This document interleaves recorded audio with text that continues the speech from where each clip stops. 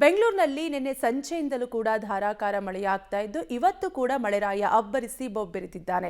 ಹಾಗಾದ್ರೆ ಇವತ್ತು ಸುರಿದಂತಹ ಮಳೆಗೆ ಏನೆಲ್ಲ ಅವಾಂತರ ಆಗಿದೆ, ಎಲ್ಲೆಲ್ಲಿ ಏನೆಲ್ಲ ಸಮಸ್ಯೆಗಳಾಗಿದೆ, ಈ ಕುರಿತ ಕಂಪ್ಲೀಟ್ ಡೀಟೇಲ್ಸ್ ಇಲ್ಲಿದೆ, ನೀವೇ ನೋಡಿ.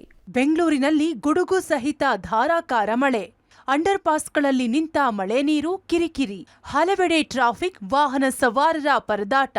ಸಿಲಿಕಾನ್ ಸಿಟಿ ಬೆಂಗಳೂರಿನಲ್ಲಿ ಇವತ್ತು ಕೂಡ ಗುಡುಗು ಸಹಿತ ಧಾರಾಕಾರ ಮಳೆಯಾಗಿದೆ. ಸಂಜೆ ಸುರಿದ ಮಳೆಗೆ ವಾಹನ ಸವಾರರು ಪರದಾಡಿದ್ರು. ನಗರದ ಹಲವೆಡೆ ಜೋರು ಮಳೆಯಾದ ಹಿನ್ನೆಲೆ ಟ್ರಾಫಿಕ್ ಉಂಟಾಗಿ ನಿಂತಲ್ಲೇ ನಿಂತಿದ್ರು.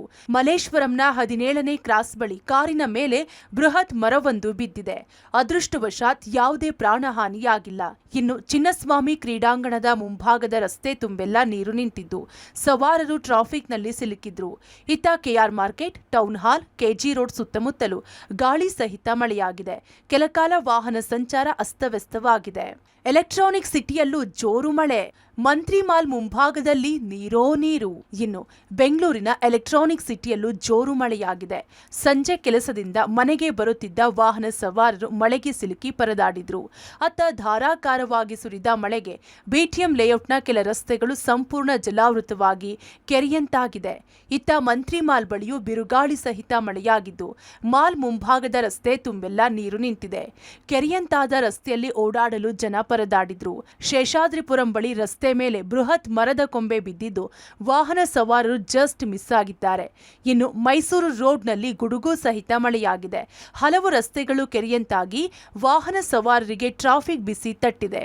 ಜಾಲಹಳ್ಳಿ ಕ್ರಾಸ್, ಗೊರಗುಂಟೆ ಪಾಳ್ಯದಲ್ಲಿ ಟ್ರಾಫಿಕ್. ತಗ್ಗು ಪ್ರದೇಶಗಳಲ್ಲಿ ನಿಂತಲ್ಲೇ ನಿಂತ ಮಳೆ ನೀರು. ಇನ್ನು ಅಂಚೆಪಾಳ್ಯದ ಪ್ರೆಸ್ಟೀಜ್ ಜಿಂದಾಲ್ ಅಪಾರ್ಟ್ಮೆಂಟ್ ಸುತ್ತ ಗಾಳಿ ಸಹಿತ ಮಳೆಯಾಗಿದೆ. ಶರವೇಗದಲ್ಲಿ ಬೀಸಿದ ಗಾಳಿಗೆ ಅಪಾರ್ಟ್ಮೆಂಟ್ ನಿವಾಸಿಗಳು ಆತಂಕಕ್ಕೆ ಒಳಗಾಗಿದ್ದಾರೆ. ಇತ್ತ ಜಾಲಹಳ್ಳಿ ಕ್ರಾಸ್, ಗೊರಗುಂಟೆಪಾಳ್ಯ ರಸ್ತೆಯಲ್ಲಿ ಟ್ರಾಫಿಕ್ ಜಾಮ್ ಉಂಟಾಗಿದೆ. ನಿಧಾನವಾಗಿ ವಾಹನ ಚಲಿಸುತ್ತಿವೆ. ಜೊತೆಗೆ ಈ ಭಾಗದ ತಗ್ಗು ಪ್ರದೇಶಗಳಲ್ಲಿ ಮಳೆ ನೀರು ನಿಂತ ಹಿನ್ನೆಲೆ ವಾಹನ ಸವಾರರು ಹೈರಾಣಾಗಿ ಹೋಗಿದ್ದಂತೂ ನಿಜ. ಒಟ್ಟಾರೆ ರಾಜ್ಯದ ಹಲವು ಜಿಲ್ಲೆಗಳಲ್ಲಿ ಮೇ 7ರವರೆಗೆ ಗುಡುಗು ಸಹಿತ ಧಾರಾಕಾರ ಮಳೆಯಾಗಲಿದೆ ಎಂದು ಹವಾಮಾನ ಇಲಾಖೆ ಎಚ್ಚರಿಕೆ ನೀಡಿದೆ. Bureau report, public TV, Bengaluru.